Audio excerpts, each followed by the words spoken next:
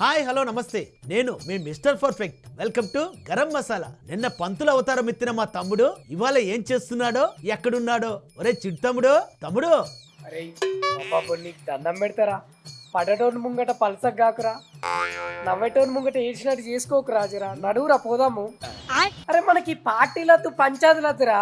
ఒరే తమ్ముడు ఎక్కడికి రా, పోదాం పోదామని ఆ తమ్ముని బతిమలాడుతున్నావేంటి? ఇంకేడికి? మా పార్టీ ఆఫీసు గాంధీ భవన్ కు. అరే నడువు పోదాంపా. ఏంద్రా సీటుకి అతకపోయినావేంది? నడువు పోదాంపా.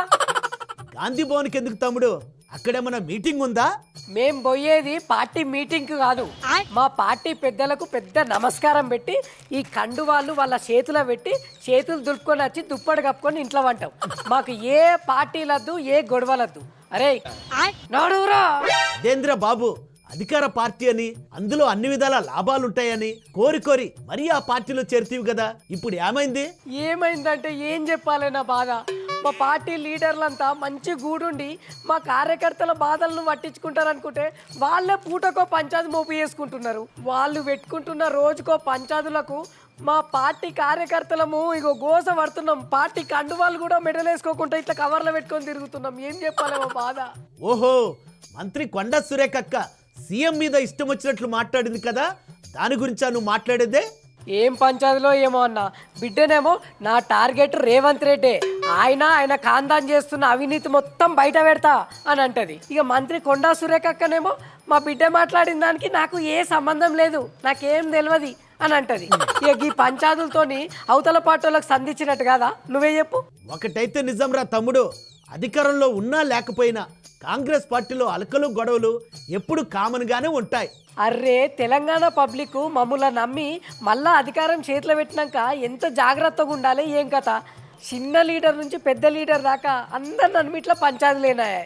గతి లేని సంసారం చేయొచ్చు కానీ శృతిగల్వని సంసారం చేయలేమన్నా. అరే నువ్వు నడువురా. అరే తమ్ముడు, నువ్వు పార్టీ బయటకు పోతే పో, అంతేగాని పాపం ఆయనకు పార్టీ అంటే చాలా అభిమానం, ఆయన ఎందుకు బలవంత పెడుతున్నావు?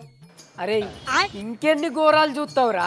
మన పార్టీలా నియోజకవర్గానికో పంచాది లీడర్కో లొల్లి అన్నట్టే ఉందిరా పరిస్థితి. వాళ్ళు మనన్నేడ పట్టించుకుంటారా, పోదాం పారా, మనకు అద్దురా. అరే తమ్ముడు, పార్టీలు అన్నాక గొడవలు అవుతూనే ఉంటాయి, అందులో అది కాంగ్రెస్ పార్టీ, ఇంకా గొడవలు ఎక్కువ ఉంటాయి. జర ఓపిక పట్టాలి, అంతేగాని ప్రతి ఒక్కరూ తగ్గేదేలే అంటే ఎలా చెప్పు? అరే ఎంతగానం అంటే ఓపిక పట్టాలన్నా, ఎప్పటి నుంచో పార్టీనే నమ్ముకున్న జీవన్ రెడ్డి సారు పాయన నాకు మంత్రి పదవి ఇత్తలేరు అని కోమటిరెడ్డి రాజగోపాల్ రెడ్డి సారు పార్టీకి వ్యతిరేకంగా పంచాయతీలు పెట్టుకుంటున్నాడా. ఇప్పుడేమో మంత్రి కొండా సురేఖకు నోటీసులు పంపించిర్రా బిడ్డ ముచ్చట్ల. ఇంకెన్ని పంచాయతీలు అయితాయో ఏమో ముంగట.